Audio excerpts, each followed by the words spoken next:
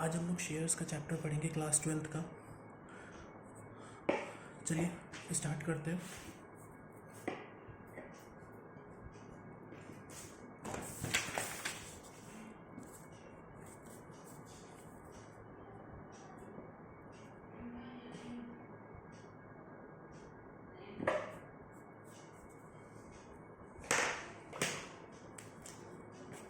सबसे पहले हमको ये पता होना चाहिए कि शेयर्स होते क्या है।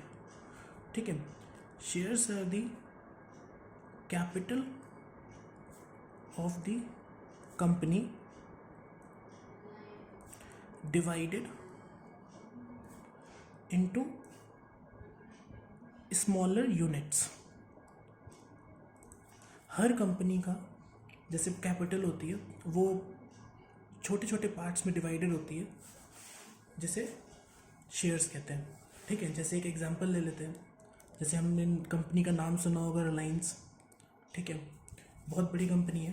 ठीक है, अब ये क्या करती है, अपने मार्केट में शेयर्स लेके आती है। ठीक है, सपोज़ वो शेयर्स है, उसका कोई भी प्राइस है, वो मार्केट में आता है, लोग उसको अप्लाई करते हैं। ठीक है, और बाद में उसका पैसा उनको पे करते हैं, वो पैसा कंपनी को मिलता है। तो हम लोग को यहाँ पे क्या पढ़ना है, हम लोग को शेयर्स की जनरल एंट्रीज पढ़नी है, शेयर्स का इशू पढ़ना है, शेयर का फॉर फीचर पढ़ना है कि डिस्काउंट में क्या एंट्री होती है, प्रीमियम में क्या एंट्री होती है। जैसे जैसे केसेस आते जाएंगे वैसे वैसे एंट्रीज पढ़ते जाएंगे। ठीक है, जैसे शेयर्स का पहला पहला कंसेप्ट आता है कॉल्स का। शेयर्स में अलग अलग कॉल्स होती हैं। सबसे पहली कॉल को कहा जाता है एप्लीकेशन मनी। सेकंड हमारी होती है अलॉटमेंट। देन होती है फर्स्ट कॉल। उसके बाद फाइनल हो सकती है अगर करी गई है कंपनी ने तो। ठीक है, इसका प्रोसीजर कैसे होता है। सपोज मुझे आज रिलायंस का कोई शेयर खरीदना है, जब उसका जो प्राइस है, सपोज जो उसका है 10 रुपीज़। ठीक है, अब मुझे ये शेयर परचेज़ करना है, मुझे इंटरेस्टेड हूँ मैं इसका शेयर लेने के लिए। तो कंपनी ने क्या कर रखा है कि जिसको जिसको ये कंपनी का शेयर चाहिए, उन्होंने इसको स्प्लिट करके रखा हुआ है 2 3 2 2, ऐसे 2 3 3 2। डैट मीन्स अगर मुझे रिलायंस का शेयर चाहिए तो सबसे पहले मुझे उसके लिए अप्लाई करना पड़ेगा। एक अप्लाई लेटर आता है, एप्लीकेशन लेटर आता है। तो कंपनी कहती है कि आप पहले उस एप्लीकेशन लेटर में अप्लाई करो कि आपको कितने शेयर चाहिए। फिर वो कंपनी डिसाइड करेगी कि हमें कितने शेयर मिलते हैं। ठीक है, जैसे मुझे कंपनी के 100 शेयर्स चाहिए। ठीक है, तो मैंने एक एप्लीकेशन लेटर भरा, उसमें 100 शेयर्स के हिसाब से इंटू 2 के हिसाब से 200 रुपीज़ कंपनी को भेज दिया। ठीक है, ये कंपनी के पास पहले पैसा चला जाता है। अब हमको इससे समझ में आ गया कि सबसे पहले कंपनी को एंट्री किसकी करनी पड़ेगी, एप्लीकेशन की एंट्री। याद रखना, ये जो पूरी बुक्स बन रही हैं ये कंपनीज़ के पॉइंट ऑफ व्यू से बन रही है। ठीक है, तो कंपनी के पॉइंट ऑफ व्यू से देखा जाएगा कि कंपनी को पैसा मिल रहा है, कब कब पैसा मिल रहा है, वो चीज़ हमको देखनी। तो हमको देखा कि सबसे पहले कंपनी को पैसा रिसीव होगा। जैसे ही हम लोग अप्लाई करेंगे पैसा किसके पास आ जाएगा, कंपनी के पास आ जाएगा। तो सबसे पहली पहली जो एंट्री हमारी होगी, bank account debit to share application. Bank account debit to share application. अब देखो, हमको भी पता है जब भी पैसा आता है तो बैंक डेबिट होता है, और शेयर एप्लीकेशन के नाम से आ रहा है तो शेयर एप्लीकेशन अकाउंट क्या हो जाएगा, हमारा क्रेडिट हो जाएगा। हमने अमाउंट भी देख लिया कितना आ रहा है हमें, ये सपोज़ 200 रुपीज़ का है तो ये पूरा इस पर पैसा आ जाएगा। ठीक है, ऐसे करके एंट्री आ जाती है। एक और छोटा सा कंसेप्ट बताता हूँ कि एक्चुअली ये प्रोसेस पूरा चलता कैसे है। ठीक है, तो कंपनी एक बॉक्स बनाती है। ठीक है, इस बॉक्स का नाम होता है, ये बॉक्स है आपका, इस बॉक्स का नाम होता है शेयर कैपिटल अकाउंट। ठीक है, इस बॉक्स का नाम क्या होता है, शेयर कैपिटल अकाउंट। जैसे जैसे कंपनी के पास पैसा आता रहता है वो इस बॉक्स के अंदर उसको क्या करती रहती है, डालती रहती है। आप ये कंसेप्ट याद रखो, जैसे जैसे कंपनी के पास पैसा आएगा वो इस पे बॉक्स में डालती रहेगी। सपोज सबसे पहले कंपनी के पास कितना आया, 2 रुपये आया, तो ये 2 रुपीज़ उन्होंने इस पर ट्रांसफ़र कर दिया। ये 2 रुपीज़ इन्होंने इस पर ट्रांसफ़र कर दिए। याद रखना, जैसे ही पैसा आता है वैसे ही शेयर कैपिटल अकाउंट में ट्रांसफ़र। वो बॉक्स के अंदर, वो जो आपका सपोज़ पिगी बैंक है, वो पिगी बैंक के अंदर सपोज़ कंपनी का वो पिगी बैंक है, वो उस पर उन्होंने डाल दिया ये 2। ये शेयर कैपिटल अकाउंट होता है। तो हम समझ गए कंपनी के पास पैसा आया, नेक्स्ट एंट्री हमारी क्या हो जाएगी, नेक्स्ट एंट्री हमारी हो जाएगी शेयर एप्लीकेशन अकाउंट डेबिट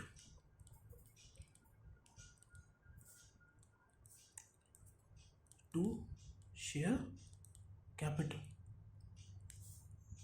देखो ये पूरा पैसा कंपनी का कहाँ चला गया, इस बॉक्स के अंदर चला गया। अब अगला स्टेप, सबसे पहली चीज़, आपने ये शेयर के लिए अप्लाई करा।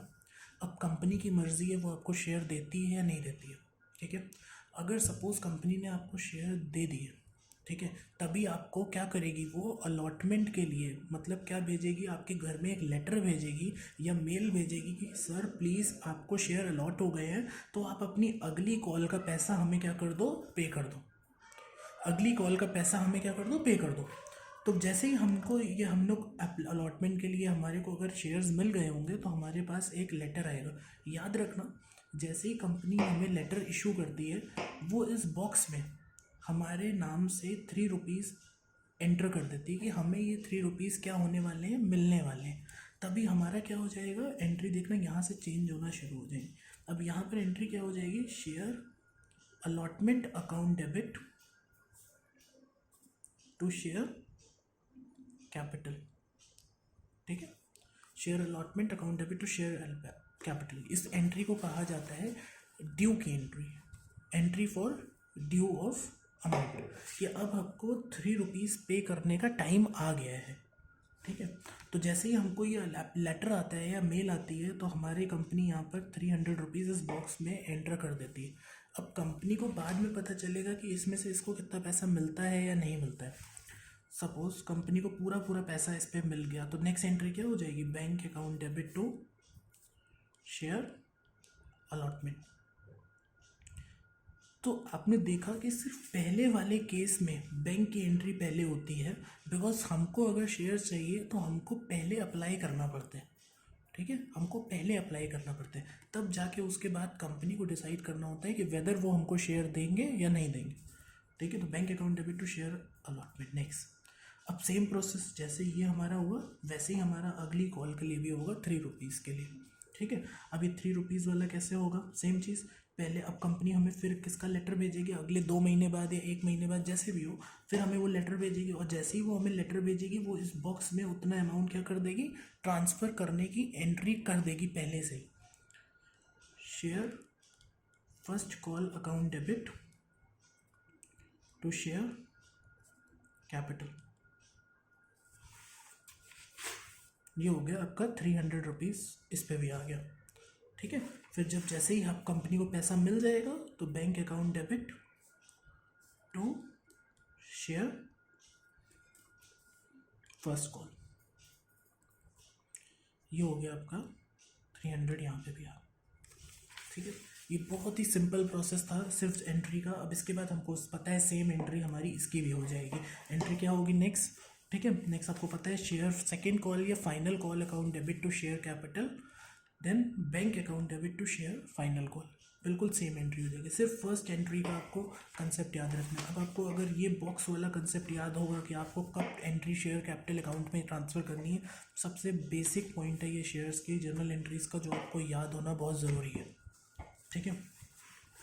अब इसके बाद हम लोग इतना करने के बाद हमारे पास जो इसका अगला कंसेप्ट आता है वो आता है प्रीमियम का, ठीक है। अब होता क्या है प्रीमियम ऑफ शेयर्स,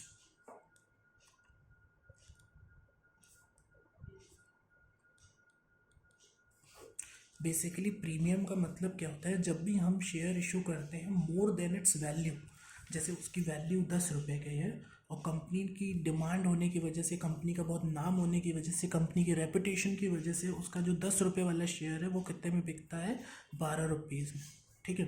तो मतलब आप देख रहे हो 10 रुपीज़ उसकी रियल वैल्यू है, लेकिन वो सेल आउट कितने में हो रहा है, 12 रुपीज़ में। तो ये जो 2 रुपये आप एक्स्ट्रा पे करते हो ये होता है कंपनी के लिए क्या, प्रीमियम, ये कंपनी के लिए होता है प्रीमियम।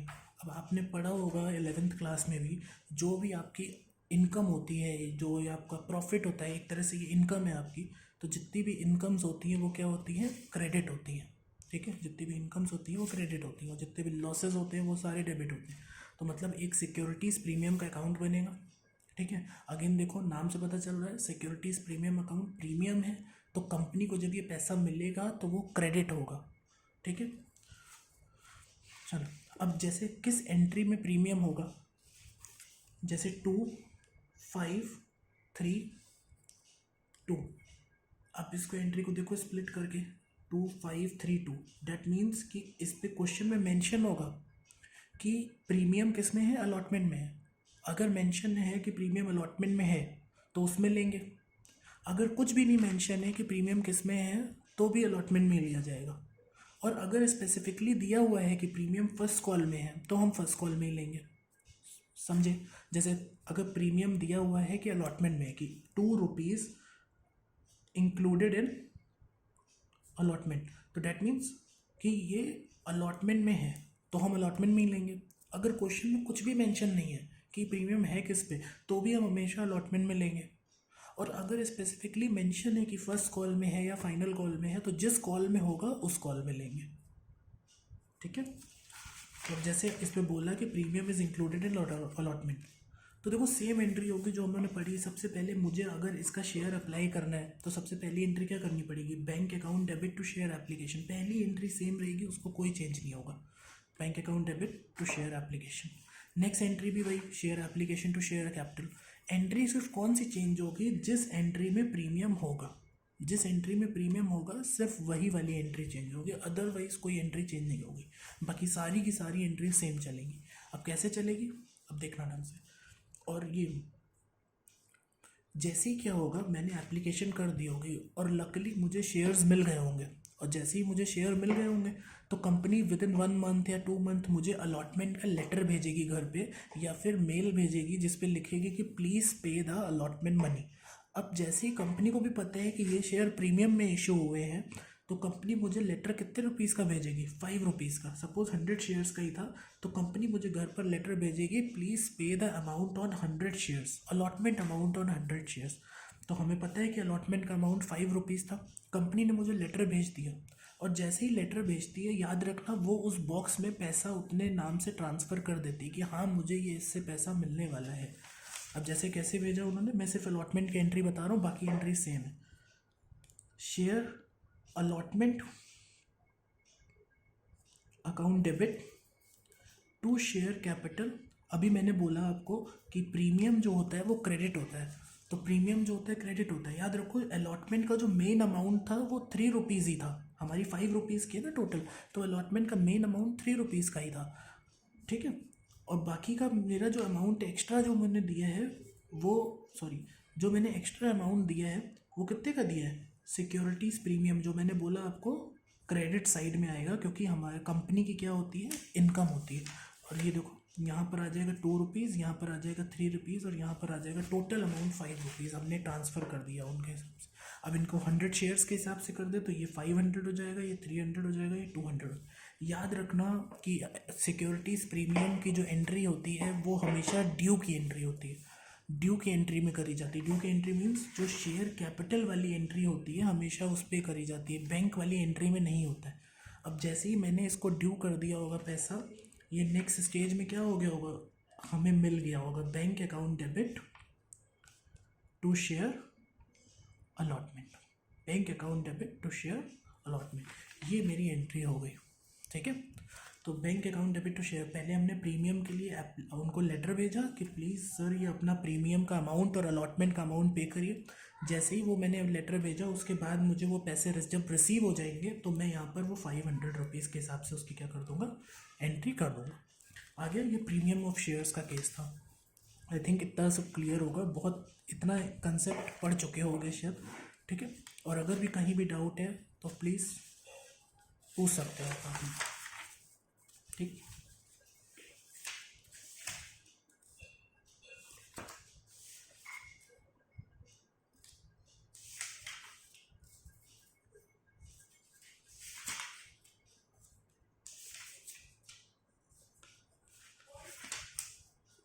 ठीक है।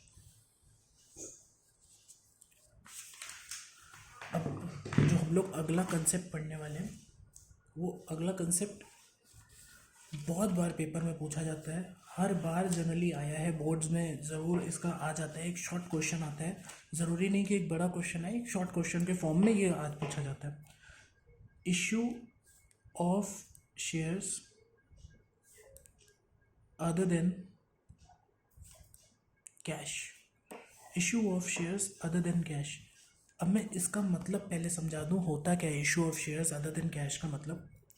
जैसे क्या हुआ, मैं एज अ कंपनी था, ठीक है, मेरी खुद की कंपनी थी ए लिमिटेड के नाम से, ठीक है, ए लिमिटेड है, और मेरी कंपनी के शेयर्स भी लिस्टेड है, मेरी कंपनी के शेयर्स भी लिस्टेड है। अब मैंने क्या करा कि मुझे एक सपोज़ बिल्डिंग परचेज़ करनी है, ठीक है, एक मेरे को बिल्डिंग परचेज़ करनी है जिसकी वैल्यू जो है वो 40 लाख रुपीज़ है, ठीक। मैंने वो बिल्डिंग देखी कि मुझे 40 लाख रुपीज़ की वो बिल्डिंग परचेज़ करनी है। अब मैंने क्या करा, ये 40 लाख रुपीज़ की बिल्डिंग परचेज़ करने के लिए उसको बोला कि उसको ये बोला मैंने कि कुछ पैसा मैं आपको बाय चेक दे दूंगा पेमेंट, और कुछ पैसे के बदले मतलब 40 लाख के बदले मैं आपको अपनी कंपनी के क्या दे दूंगा, शेयर्स दे दूंगा। मैंने बिल्डिंग परचेज़ करी 40 लाख की, और ये बोला है कि मैं 40 लाख रुपीज़ के जो अमाउंट कंसिडरेशन मुझे पे करना है वो मैं या थोड़ा पैसा आपको चेक से दे दूंगा और थोड़ा पैसा आपको शेयर्स के फॉर्म में दे दूंगा जो अपनी कंपनी के शेयर्स होंगे मेरे, ठीक है। देखो नाम भी वही है, issue of shares other than cash, कि मैंने शेयर्स जो है वो अपना बिल्डिंग परचेज करने के लिए दे दिए, ठीक है। तो ये एंट्री हमें पास करनी है, इसके लिए हमको पढ़ना है इशू ऑफ शेयर्स के लिए, ठीक है। सबसे पहली एंट्री किसकी होगी, मेरे को बिल्डिंग पहले मैं परचेज किससे कर रहा हूँ, सबसे पहली एंट्री देखना सन्ड्री एसेट्स। ये सन्ड्री एसेट वर्ड मैं इसलिए यूज़ कर रहा हूँ, यहाँ पर कुछ भी नाम हो सकता है। सपोज़ कभी कभी बिल्डिंग ली जाती है, कभी फर्नीचर लिया जाता है, तो आप मैं उसका कॉमन नेम मैं अभी मेंशन कर रहा हूँ। सन्ड्री एसेट एग्जाम में या काम में जब भी आप यूज़ करोगे तो बिल्डिंग वर्ड यूज़ करोगे। बिल्डिंग अकाउंट डेबिट, सपोज़ मैंने जो बिल्डिंग परचेज़ करी है वो बिल्डिंग मैंने बी से ली है, बी लिमिटेड से। तो बी लिमिटेड कौन हो जाता है, बी लिमिटेड को कहते हैं हम लोग vendor. B limited is vendor, vendor means कि जो बिल्डिंग बेच रहा है।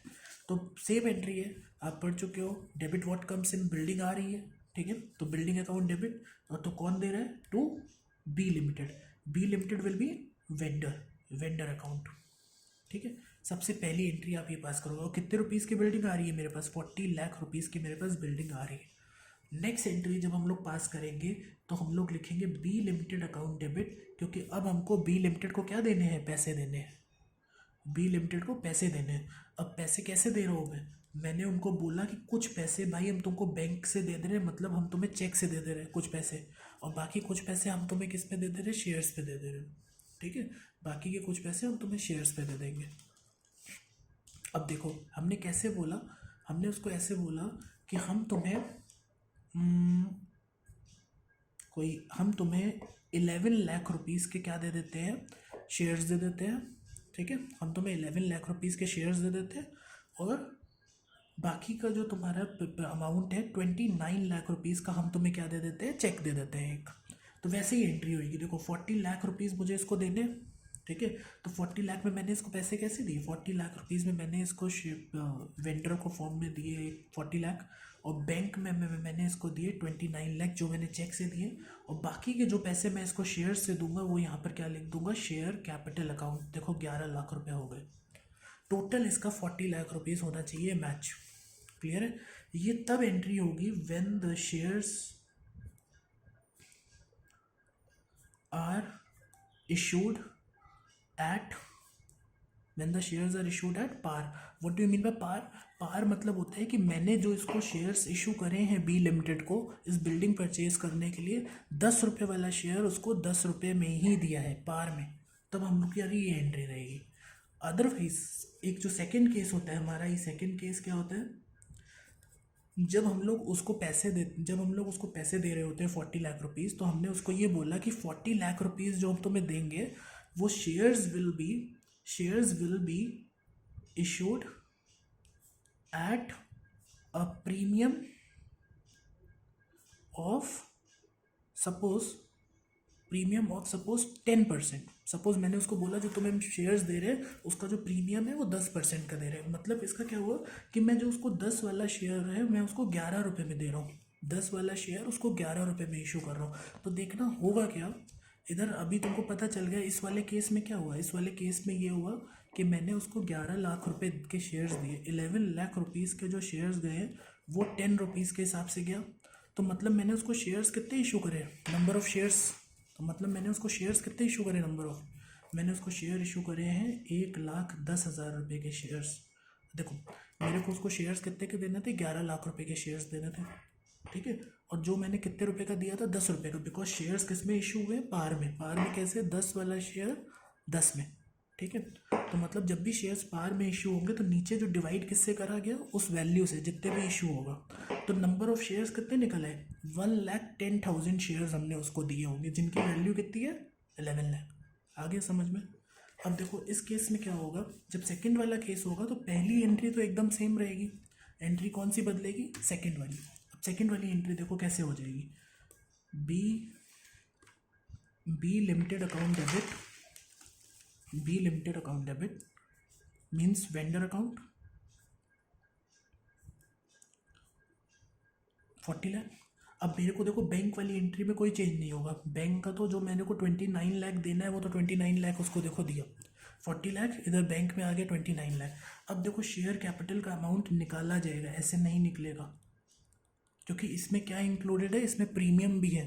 कैसे होगा देखो, हमको उसको बैंक से हमको शेयर्स कितने के देने थे, उसको 11 लाख रुपए के शेयर्स देने थे, 11 लाख रुपए के, 11 लाख रुपए के शेयर, जिसकी एक शेयर की वैल्यू कितनी थी, 11 रुपीज़ प्रीमियम जोड़ने के बाद। अब जब हम इसको डिवाइड करेंगे तो हमारा कितना निकल के आएगा, 1 लाख शेयर्स। तो मतलब क्या हुआ, कंपनी को उसे कितने शेयर्स देने पड़ेंगे, कंपनी को उसे 1 लाख शेयर्स देने पड़ेंगे।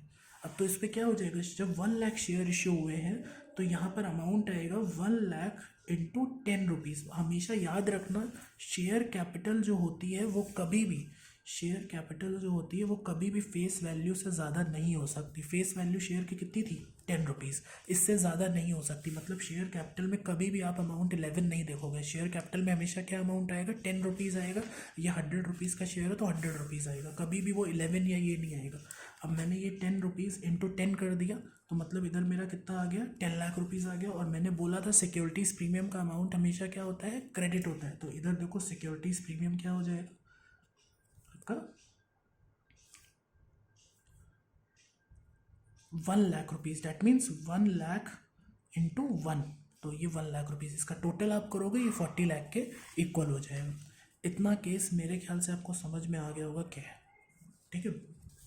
अब issue of shares other than cash में, ये तो वो केस हो गया जब आपने क्या परचेज करी है, बिल्डिंग परचेज करी है, सिर्फ एक एसेट ली है, ठीक है।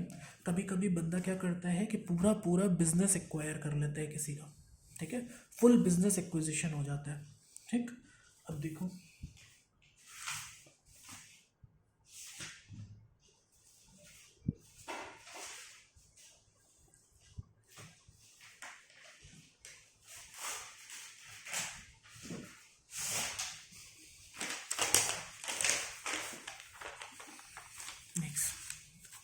सेम कॉन्सेप्ट कंटिन्यू है आगे, ठीक है, सेम कॉन्सेप्ट है, issue of shares other than cash का ही।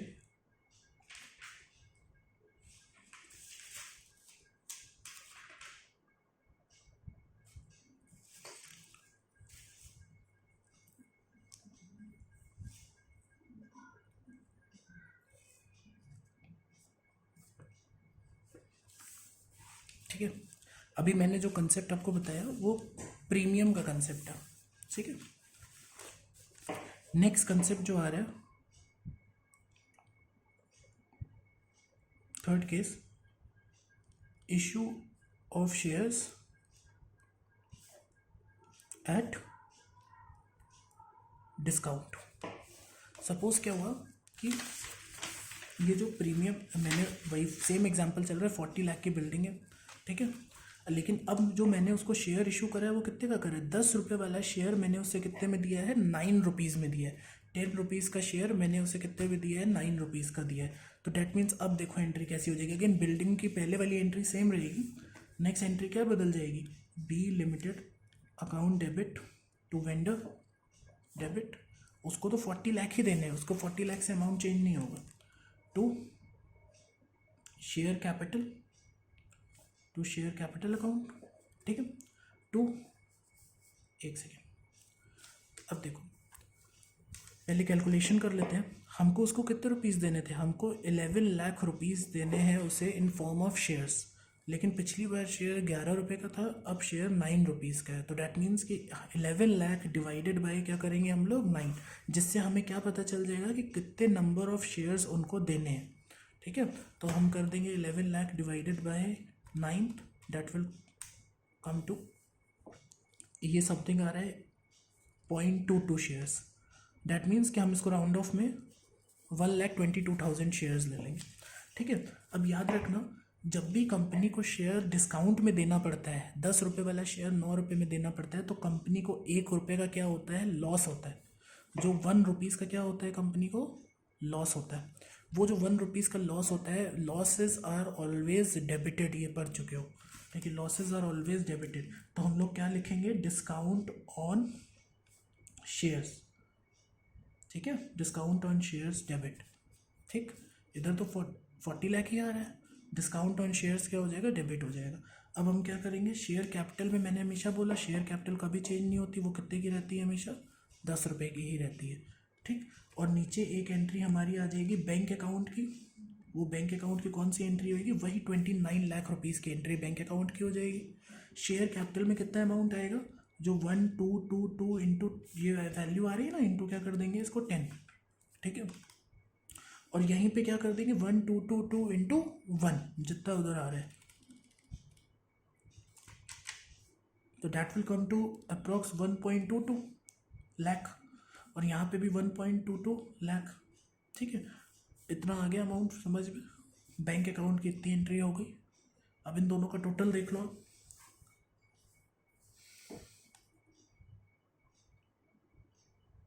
सॉरी ये आएगी वैल्यू 12,22,। क्लियर, 12,22,।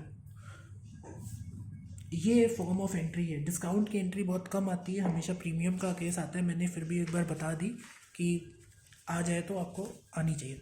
ठीक है, ये केस हो गया आपका डिस्काउंट का। ठीक है, अभी के लिए ये डेमो वीडियो था आपके लिए। ठीक, आई थिंक समझ में आया होगा। नेक्स्ट वीडियो इसका बहुत जल्दी आएगा।